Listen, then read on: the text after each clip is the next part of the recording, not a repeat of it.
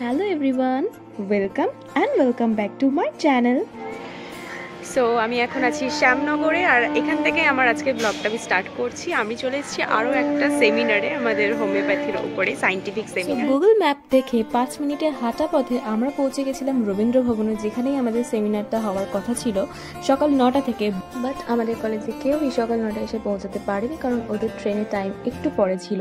কিন্তু আমরা তো এসে পৌঁছে গেছিলাম, তাই কিভাবে টাইম পাস করবো বুঝতে পারছিলাম না। তবে রাস্তায় আস্তে আস্তে গুগলে দেখেছিলাম যে রবীন্দ্র ভবনের ঠিক পিছনেই আছে শ্যামনগর ফেরি। শীতের সকালে কুয়াশা দিয়ে ঘেরা এই ঘাটের পরিবেশ কিন্তু অসাধারণ লাগে। সেটাই উপভোগ করতে আমরা তো এক ছুটে চলে গিয়েছিলাম ঘাটের পাশে, আর তোমাদের সাথে সেই দৃশ্যটাই শেয়ার করে নিলাম। জায়গাটা খুব সুন্দর লাগলো।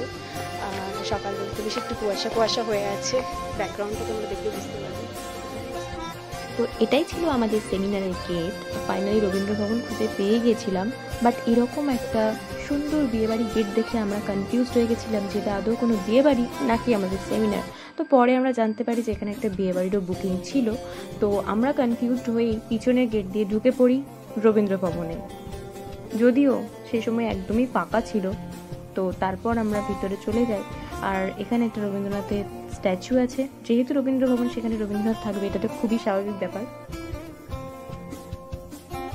তো চলো এবার ভেতরটাতে যাওয়া যাক। ভেতরে গিয়ে দেখতে পাই যে তখনও অবধি স্টেজই সেট আপ করা শেষ হয়নি। তো যাই হোক, আস্তে আস্তে কাজ চলছিল, আর আমি ভাবলাম তোমাদের সাথে ভেতরে অডিটোরিয়ামটা একটু শেয়ার করাই যাক। এর আগে তোমরা আমার চ্যানেলে ধনধান্য অডিটোরিয়ামে ভিডিও দেখেছো। অডিটোরিয়ামের বেস্ট পার্ট ছিল এই ভিউটা, যে দেখতে জাস্ট অপূর্ব লাগছিল, মনে হচ্ছিল কোনো পাহাড়ি এলাকায় ঘুরতে এসেছি।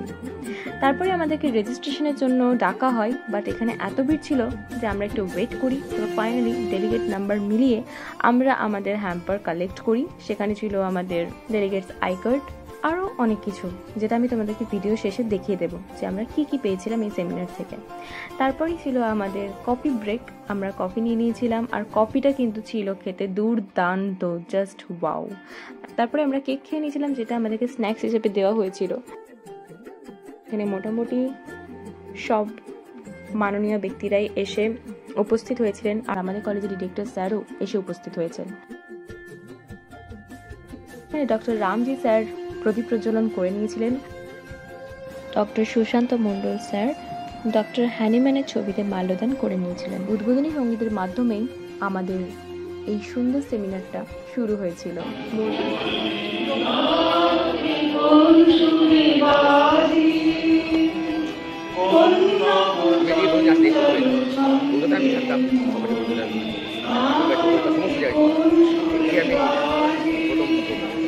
তারপর আমাদের কলেজের director sir doctor Tapan Chatterjee স্যারকে বরণ করে নেওয়া হচ্ছিল।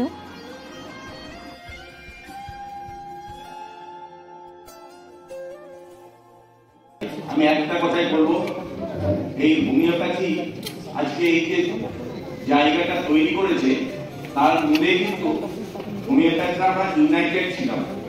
সারা ভারতবর্ষে হোমিওপ্যাথিকে এক জায়গায় নিয়ে এসে আজকে কিন্তু আমরা হোমিওপ্যাথির সম্মানকে নিয়ে এসেছি অনেকটা উঁচুতে। সেই সম্মান এখনো আছে। এখন আমাদের কর্তব্য হচ্ছে ধরে রাখা, এবং এই সমস্ত কলেজগুলো যেখান থেকে হোমিওপ্যাথি ডাক্তার তৈরি হন, সেই কলেজগুলো যেন সুস্থ, এবং সেই কলেজের চিকিৎসক মাস্টারমশাই যারা আছে তারা যেন সুস্থভাবে চালাতে পারেন, সেই ব্যবস্থা করার জন্য আমার আন্তরিক অনুরোধ এইটুকু জানিয়ে আমার বক্তব্য শেষ করছি। স্যারের খুব সুন্দর একটা স্পিচ শেষ করার পরেই আমাদের প্রিন্সিপাল স্যার ডক্টর উজ্জ্বল সেট স্যার এসে উপস্থিত হয়েছিলেন, এবং এরপর ওনাকেও বরণ করে নেওয়া হয়েছিল। এর মাঝেই আমাদের সেমিনার প্রায় শেষের দিকে চলে এসেছিল, আর এরপরে ছিল আমাদের লাঞ্চ ব্রেক। এখানে ছিল chicken curry, fried rice, paneer pasanda and মিষ্টি। তারপর আমাদের সেমিনার শেষ হয়েছে এবং আমরা আমাদের বাড়ি ফিরে যাই, আর এইগুলোই ছিল আমাদের সেমিনার থেকে প্রাপ্তি। তো ভিডিও ভালো লাগলে অবশ্যই like, comment, share and subscribe করে দিও। দেখা হচ্ছে পরের ভিডিওতে। ততক্ষণ খুব ভালো থেকো, আর আজকের মতন টাটা।